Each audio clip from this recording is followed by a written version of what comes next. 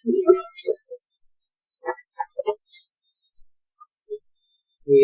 next speaker is Dr. Kalaivani, and she is basically a obstetrics and gynecology person, DND, also FNS. She is a member of the Academy of National Academy of Medical Sciences, and her area of specialization is maternal and child health, obstetrics and gynecology. And I just would like to mention one more aspect, which probably I'm chairman of the Fluorosis Foundation of India, and they have found that there is a lot of, where there is fluorosis, there are ladies who are quite anemic, and I think anemia is one of the causes of the fluorosis. And I think that is limited to the water conservation, water harvesting and other things. And therefore, if pure water supply is also one of the reasons where this could be a very useful tool. The other thing which bothers me about the last speaker, I think I'm a surgeon and I don't understand this nutrition and all those things easily, but I know one thing, that there is a lot of food wastage, there is a lack of food storage, and something which I think we should also be targeting. I think there is a lot of, I have two granddaughters and they are always on junk food or something like that. And that is where I think nutrition should be talking to people that this is not right. And I think the ladies should be told that this is not right for their children. I think this is something which is very important. It's just an out of the cuff remark from my side. But I think perhaps more discussion will follow on this. And Dr. Kalaivani. Thank you, sir. Really excellent comments and remarks. I only wish people adapt this very simple thing to make a difference between heaven and earth. Thank you, sir. I'll be talking about current status of anemia and SDG targets. Everyone, especially the senior faculty and members in this audience, will know that India has recognized anemia as a major public health problem for a long time, and India has been a pioneer in carrying out studies to define magnitude of anemia, causes and consequences of anemia, evolving and implementing national prophylaxis programs for anemia, national programs for control of anemia, nutrition and health education for dietary diversification for prevention of anemia, and also development and use of, everyone has been talking from morning of iron fortified iodized salt for sustainable improvement in iron intake. This is something that is developed in India, National Institute of Nutrition. Over the last decade, there has been some reduction in prevalence of anemia, especially in some vulnerable groups. But even now, prevalence of anemia is unacceptably high. What is the magnitude of the problem? As you can see, India is a brilliant red in every map. Whether it is preschool children, pregnant women, or reproductive age group women, India has the highest prevalence of anemia. And being a population billionaire, India is the home of the largest number of anemic persons in the world. Again, while anemia is the commonest deficiency disease in the world, 1/3 of the global population are anemic. And it is the most common nutritional deficiency disorder in the world and in India. You can see prevalence of anemia in every age group is very high in all age groups. One population group which has not been paid attention to till now are the elderly. And I'll be showing data. Elderly are worse than anybody else. Elderly men in point of fact. They are the worst. And that's something that perhaps we do need to look at also. What are the factors responsible? We know very well. Dietary intake of iron and folate way below recommended allowances. Iron absorption from the Indian diet is very low. Once sometime back, one of the people very casually, very in a joking fashion commented, "It's relatively easy to cure anemia, remove this problem. Just convert the entire 1 billion population into non-veg." As Dr. Reddy mentioned, it is ecologically, economically, and every which way, and health-wise unsustainable and unhealthy for us. We should continue on this vegetarian diet, understand that there are problems, and tackle them. Because of this poor iron absorption and poor iron intake, there is high prevalence of iron and folate deficiency as well as other B-complex deficiencies, and this is one of the major factors responsible for widespread anemia across all age and income groups. What happens in pregnancy, anemia in pregnancy? Maternal anemia, what is the effect of maternal anemia on hemoglobin status in children? Maternal anemia is not associated with any reduction in hemoglobin levels at birth or significant degree of anemia in the neonatal period. But iron stores in these neonates are low, iron content in breast milk in anemic women is low, and by 6 months, substantial proportion of infants become anemic. Maternal iron deficiency and anemia therefore render the offspring vulnerable for developing iron deficiency and anemia right from infancy, perpetuating an intergenerational cycle of anemia. What are the functional consequences of anemia? Again, this audience knows it only too well. Just to run through, immunosuppressive and increased susceptibility to infection across all age groups, lack of concentration, easy fatigability, and poor attention span in children, poor work capacity in adults engaged in manual labor.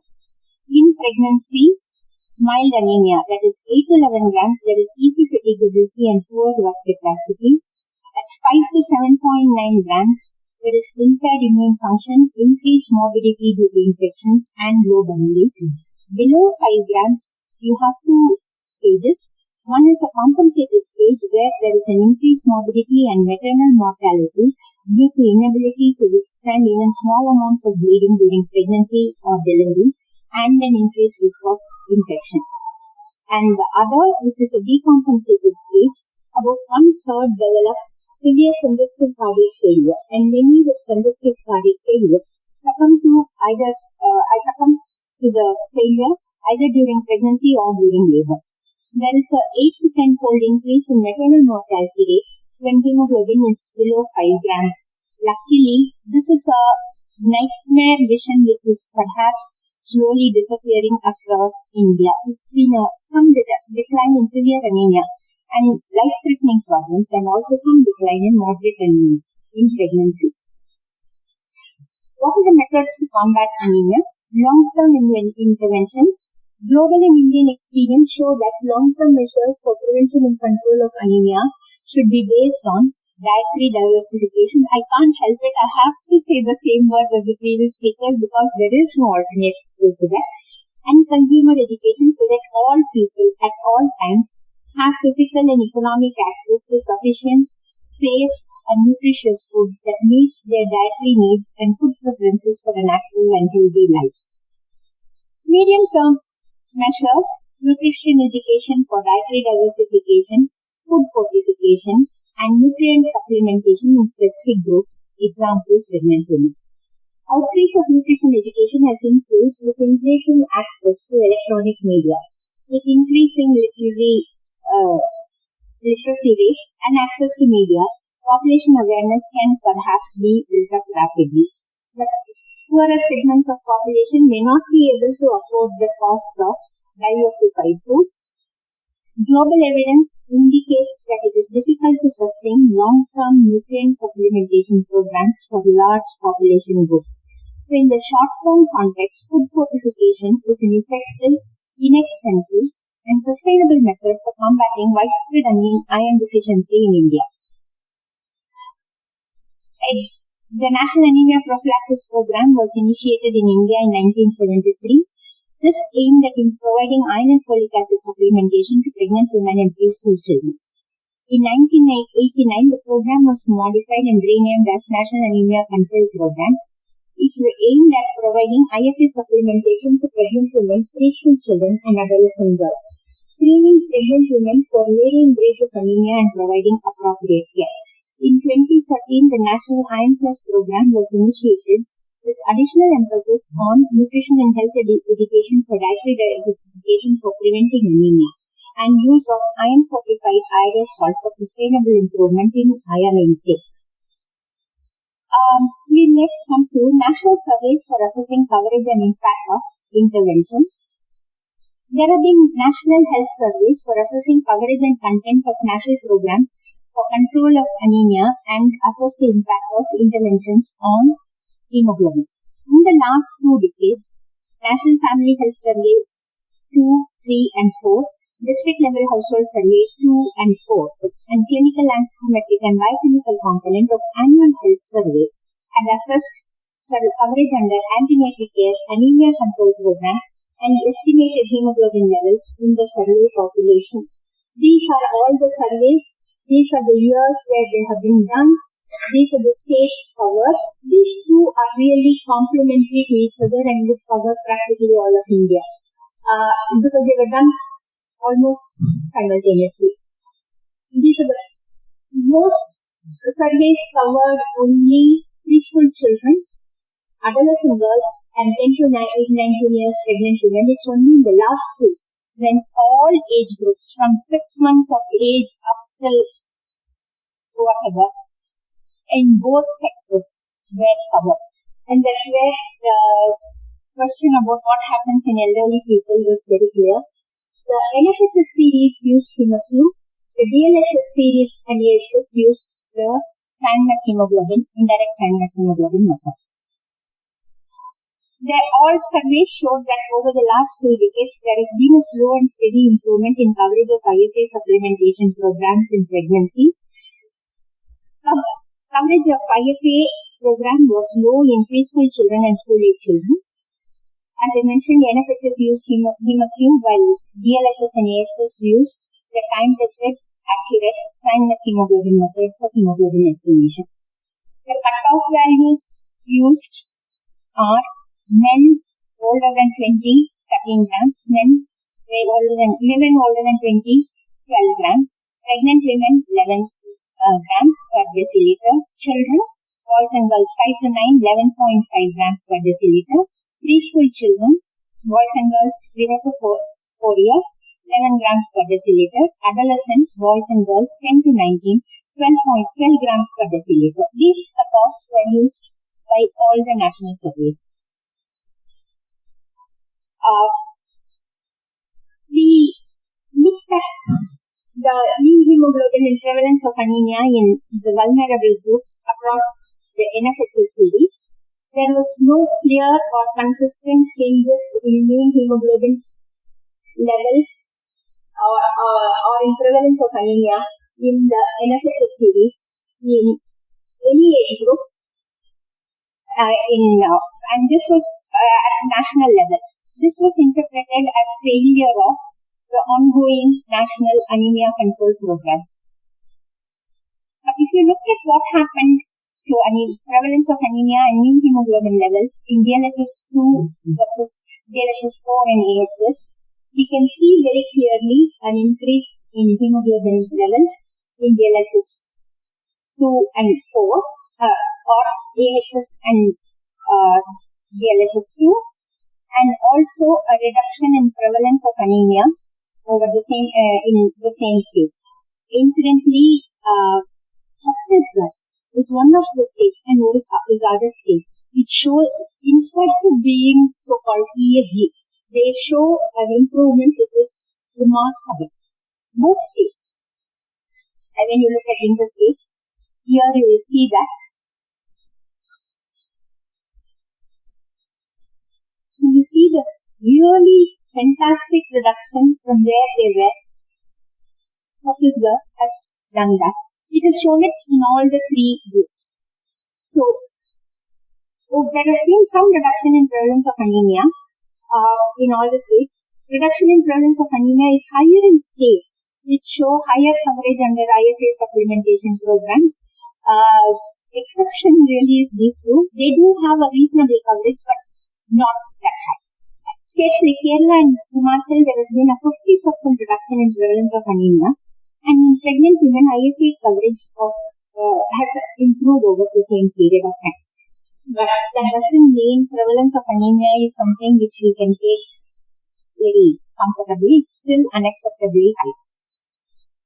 The same story is repeated if we were to do frequency distribution of hemoglobin in under 5 pregnant women, adolescent girls, or in under 5 children, pregnant women or adolescent girls, between DLHS 2 and 4 or between DLHS 2 and AHS states. In all the cases, whether it is DLHS 4 or AHS, there is a clear shift to the right. The shift is maximal in pregnant women, but it is undoubtedly present both in under 5 and in adolescent girls, even though those programs are not so great. So, this improvement in hemoglobin could partly be due to overall improvement in nutritional status in all the 3 groups. But these findings emphasize the need for ensuring that surveys which are used to assess changes in prevalence of anemia do use accurate methods of hemoglobin estimation, and multi-pronged interventions envisaged in the Iron Plus initiative could perhaps enable the country to achieve the SDG goal of 50% reduction in the prevalence of anemia in women in reproductive age.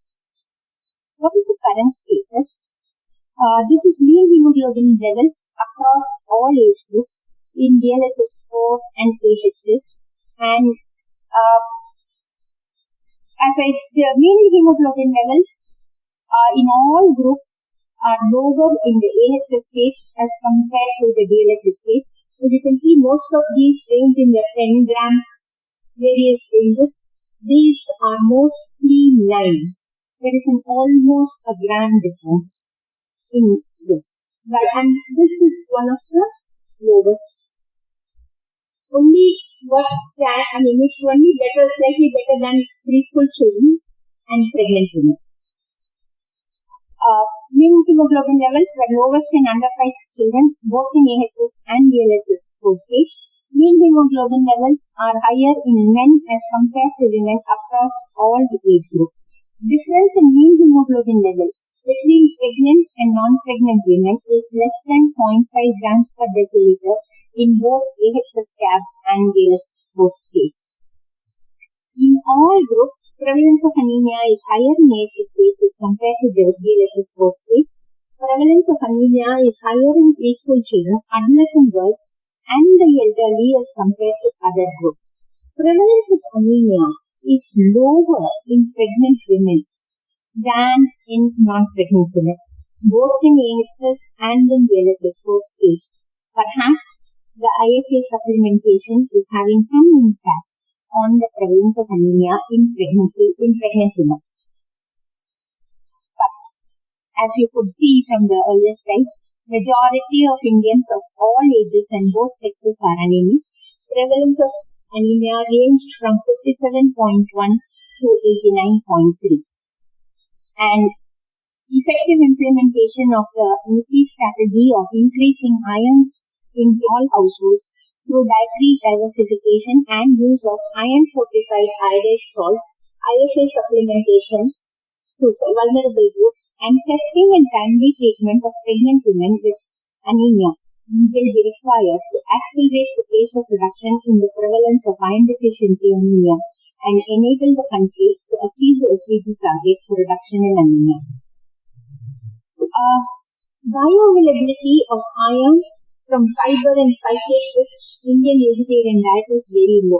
Because of this, to meet the RDA for iron, intake has to be very high, and it is very difficult to achieve such high intake on a sustained basis over years. Intake of iron in Indian vegetarian diet is similar to iron intake in developed countries, but the poor bioavailability of iron from Indian diets ensures that iron requirements are not met. Dietary diversification with increased intake of iron folate-rich vegetables and promoters of iron absorption is essential, but it is very difficult to cook and produce and consume, and the large quantities of micronutrient-rich vegetables needed to meet the RDA, especially in children and pregnant women. Iron fortified iodized salt represents a very feasible, economical and sustainable method of increasing iron intake by an average of 10 milligrams per day without any major dietary change and reduce the prevalence of iron deficiency. This would not meet the requirements of pregnancy, and therefore in pregnancy, iron and folic acid supplementation is essential to meet the nutrient requirements. Currently, 2 technologies has been approved by the FSSAI for producing double fortified salt, and voluntary fortification of salts using these technologies is underway. As the previous speaker has mentioned, many states are providing DFS to PDS, and guidelines for mandatory use of DFS in hot cooked food in midday meal and ICDs have recently been reissued by Government of India. Implementation of these guidelines will ensure installed production capacity for double fortified salt is fully utilized, and community awareness and acceptance and use of DFS is built up. The centralized production involved in production of salt and pre-existing programs for salt fortification with iodine offer a very ready platform to launch iron fortified iodized salt. Way forward, there has been some improvement in hemoglobin levels in reduction in prevalence of anemia in some vulnerable groups between 2002 to 2015, but prevalence of anemia is still very high across all age groups. The National Iron Plus Initiative program, which aims at achieving sustainable improvement in iron intake across all groups through nutrition and health education to improve vegetable intake and improving access to iron fortified iodized salt, providing IFA supplementation to all pregnant women, preschool children, school children and adolescent girls, screening pregnant women for varying grades of anemia and providing appropriate care. Effective implementation of all these components can achieve substantial reduction in prevalence of anemia and enable India to achieve the SDG target of 50% reduction in prevalence of anemia in reproductive age group women. Thank you.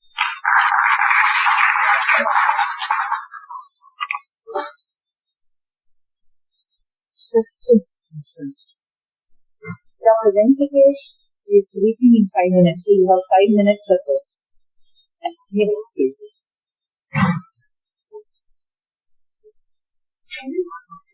So the Venkatesh was no random. Use another important. No problem. Use the least speaker. Last.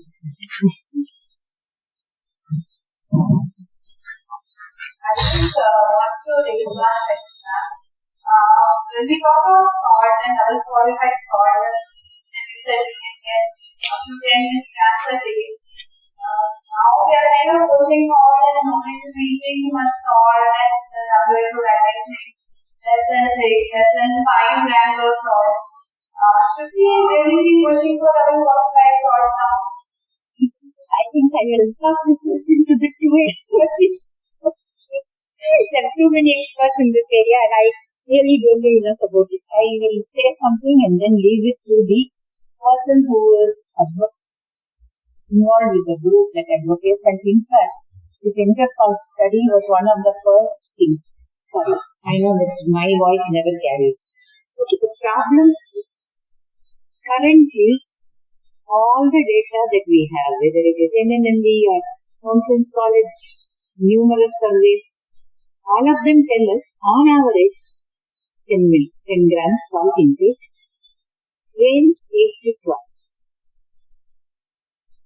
This is currently prevalent. And therefore, whenever you are using any fortification technology, it will take this level. Like you are taking in rice, they said 300 grams, 1/3 RDA at 300 grams. That is the way. Tomorrow, Dr. Tripwat advises bring it down to 200 grams. Then the amount which is incorporated per 100 grams would do a normal. So it is not appropriate for us to take decisions on fortification on what could perhaps happen. Fortification is a technology which can address different dilutions. But technology at the current level of intake is what will be approved at any particular time. Day after tomorrow, you produce enough data across the country saying our salt intake is 5 grams. We Indians are so good. Then we will alter iodization as well as iron fortification to levels which are appropriate for fiber intake. But until such time as you show it has come down steeply, with 1/3 RDA to maximum of 50% RDA in case of iodine would remain on the basis of available data and current consumption. Dr. Reddy.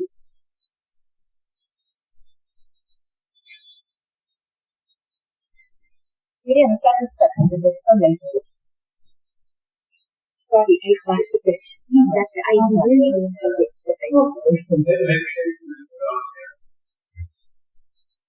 as far as all is concerned,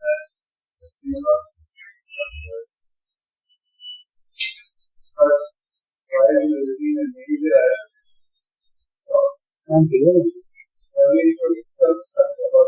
give another mic.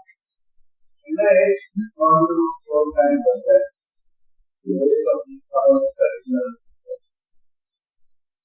Very people working rapid against that kind of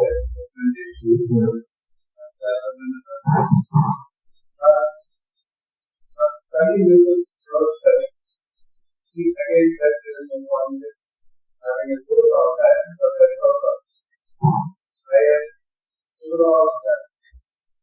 So, as I use that question, there was positive. There was now conversation of the relevant groups that even after studying this process, there is a type of organization of relevancy as well as this type of. So we have a situation where we are really looking at a moderate source, very low one. What is that? Basically, it is still somewhere around 5 grams. Maximum you may be able to go to that level of 5 grams per hour. Now the question is, how much we allow in terms of concentration? I would say if you look at Kalaivani, that is the bioavailability power. And now the bioavailability can actually be increased by others. It's actually great that we need not necessarily take it for granted that our food will continue to be low in these, therefore bioavailability is low. Why is this availability to purification? That is take up the gap naturally. Thank you. That is the real answer. Because rice is not very simple of a simple thing alone. And anyway, Dr. Reddy, we are looking forward to your article on the salt controversy. He has promised to write an article which will clear all your doubts in the, hopefully in the next issue of, yes, Dr.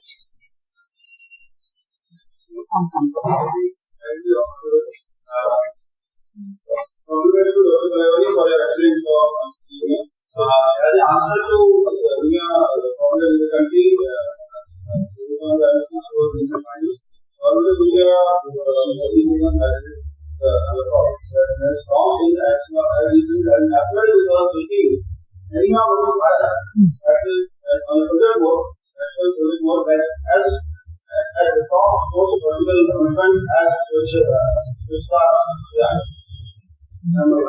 part of the Anaemia of Bharat, the official guidelines have been released of the welfare of there are, it has now recognized, initiatives has now recognized, apart from nutrition deficiencies, there are non-nutrition causes of anemia which need to be addressed because we are giving to human diseases, which is certain one during immunity, iron coming there, still it is not right. So, non-nutrition causes are mainly things here. You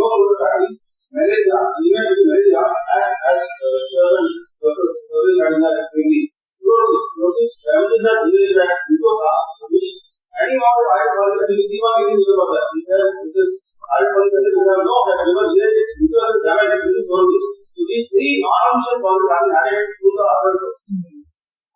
There are two questions from the workforce center. Okay. Then, workforce center questions. Yeah, thank you. Specifically, know what Odisha is considered to research, research, Catholic study, so that we may replicate in other states. No, they are only, I mentioned it only because Mrs. Shashi Prabhu said they did use BFS at a time when no other state was doing. So did Uttaranchal.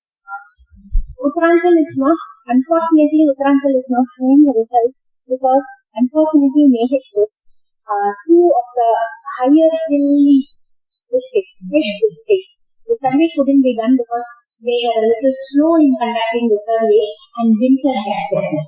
So, the survey had gone on for a very long time. So, we had to end it by December. They should have completed it. So, Uttaranchal didn't show that we can. The reason I mentioned Himachal and Kerala are doing as well. Tamil Nadu is not bad at all. Maharashtra is quite good. And the reason I mentioned this is because in the earlier speakers, Mrs. Shashi Prabhu mentioned, and usually when it comes to EAG states, they are so bad. They don't do anything. Not true. There are times when they do something exceptionally well, and that pat in the back is essential for these two states. Especially because of what Saxena said also, both of these are malaria endemic areas. Terribly malaria endemic. In spite of that, if they have achieved something, they should be given that kudos. It's not more than what others have achieved. As you saw, it is ranked in order of improvement. They're not the first. Kerala and Himachal were the first. They are superb. But they were superb earlier and they are superb in any everything. So performance is good, their coverage is very good, their content is very good, so they will be good. These are two states which suffer from a lot of disadvantages, but in spite of that, at least in pregnant women, they have done very good. Actually, they show it in all the groups. It's one of those things where a special mention is worthy because of their so-called disadvantaged states. Jodhpur, please ask your questions. Thank you, ma'am. My question is, has anemia associated with the elevated level of heavy metals in the blood? You're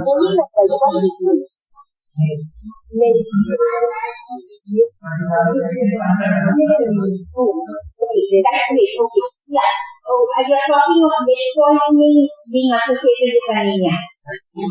Lead poisoning. Lead poisoning.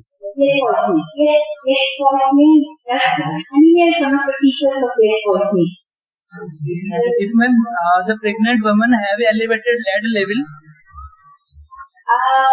lead levels are usually not done as a routine in antenatal care.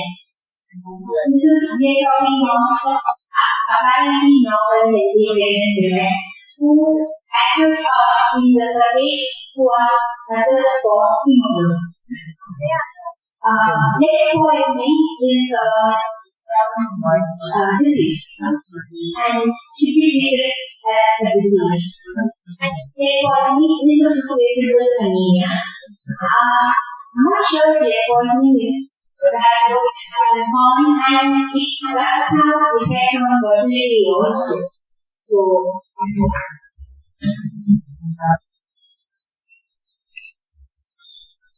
Any other questions? Yeah, ma'am.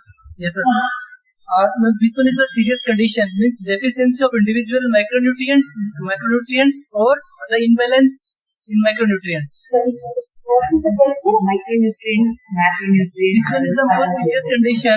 This is most common. Individual micronutrient deficiency or imbalance in micronutrients. Micronutrients. Deficiency of usually iron, but it can be Usually iron, but it can be folate, B12,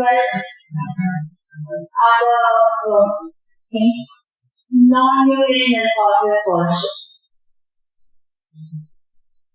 Again.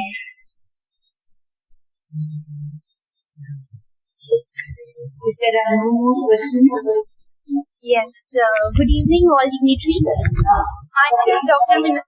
Myself, Dr. Minalini, and I'm doing a Masters in Public Health from AIIMS Jodhpur. As in one of the slides, you have shown about the complementary feeding.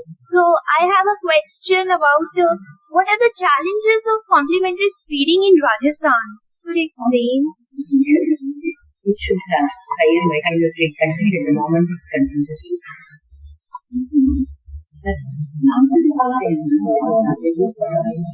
Sorry, I'm going to start off question.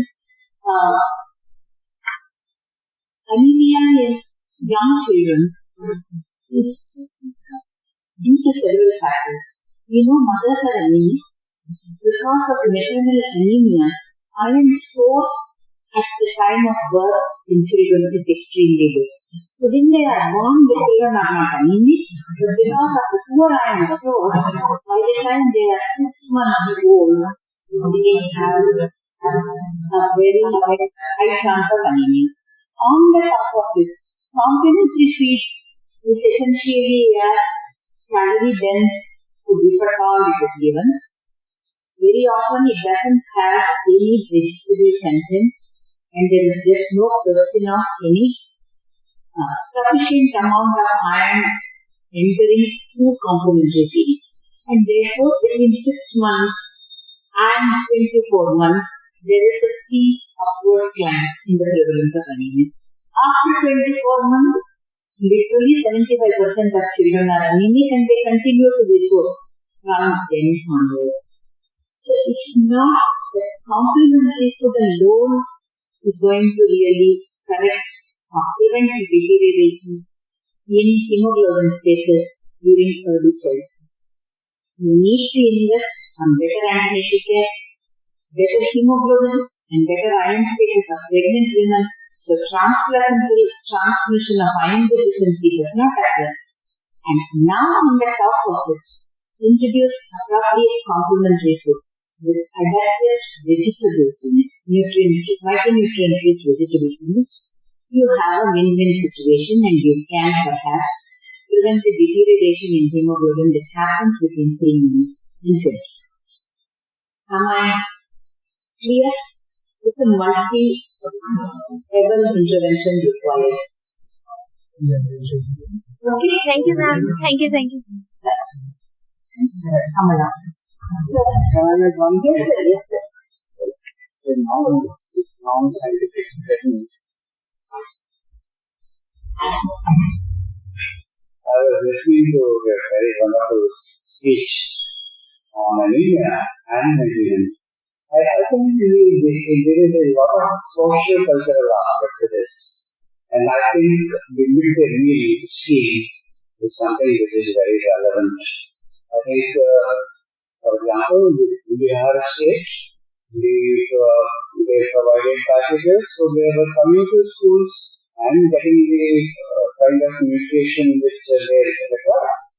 And I think this is something which is very important. And I think there are lots of ladies here, and I would say that ladies in the house, they come at the bottom of their scheme, so that their healthcare is not really taken as seriously as it should be. And anemia is one of them. And I had a very nice statement from a big politician. He says, I go and eat with the children the same food that they are getting in the schools. I thought that was exemplary. And I think a lot more states should do that. And I think that should be a wonderful experience for the children, so that they in later life, when you can at a study, living all these gold medals all around, I think that is what is required. Thank you. Thank you, sir. Excellent. So,